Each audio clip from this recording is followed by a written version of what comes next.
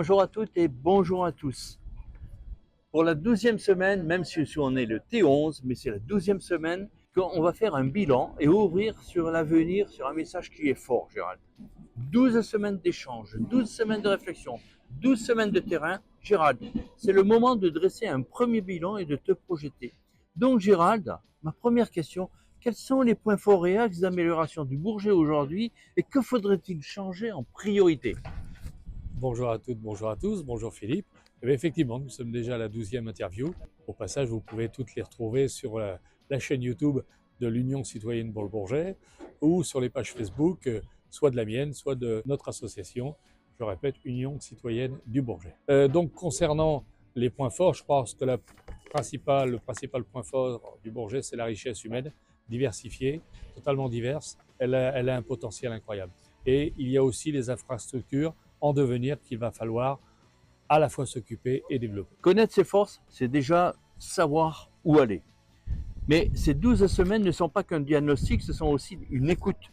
Que retiens-tu du terrain? Donc Gérald, quel enseignement tires-tu de ces échanges avec les habitants? Eh bien écoute, tout d'abord je profite de cette vidéo pour remercier toutes les personnes, parce que je suis l'ensemble des vues sur chacune des interviews. Je tiens à remercier toutes les personnes, tous les Bourgetins qui me suivent, qui ont regardé ces interviews, ces vidéos, qui m'ont relayé par voie de mail ou lorsque je suis sur le terrain quotidiennement, au marché ou ailleurs, dans les clubs sportifs, et ils m'ont relayé soit leur position, leurs questions ou souvent leur approbation. Je les en remercie. Écoute, parfois écouter, c'est déjà agir. Si tu avais un seul message à adresser aux Bourgetins, quel serait-il et quelle serait ta prochaine étape?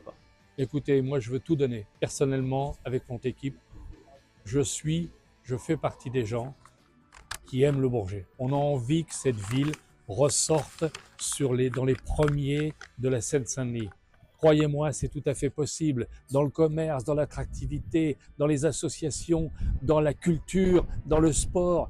On aime cette ville, sinon on serait déjà parti comme d'autres. Si on reste, si on continue d'être sur le terrain, si la ville nous manque lorsqu'on est parti, comme c'est le cas pour moi, ou quand je pars quelques semaines, j'ai envie de revenir sur le Bourget. J'ai envie de retrouver un Bourget vivant, un Bourget apaisé, un Bourget moderne et un Bourget qu'on aime. L'avenir du Bourget appartient à ceux qui s'en préoccupent vraiment. Après 12 semaines d'échanges, d'écoute et de propositions, il est temps de tirer le fil rouge que tu as partagé. Tu as vu une vision, des valeurs et surtout un engagement sincère pour les Bourgetins. Entre réalisme et ambition, tu traces une route collective. Gérald, pour clore cette série, quel est ton message final à celles et ceux qui t'ont suivi depuis le début? Un seul message. J'ai besoin de vous. Je suis prêt à mettre tout ce que je peux avoir comme dynamisme, comme volonté, comme envie, comme amour de cette ville, mais j'ai besoin de vous, de vos idées, de vos réflexions. J'ai besoin qu'on soit ensemble, j'ai besoin qu'on soit rassemblés pour l'avenir du Bourget, pour un meilleur avenir.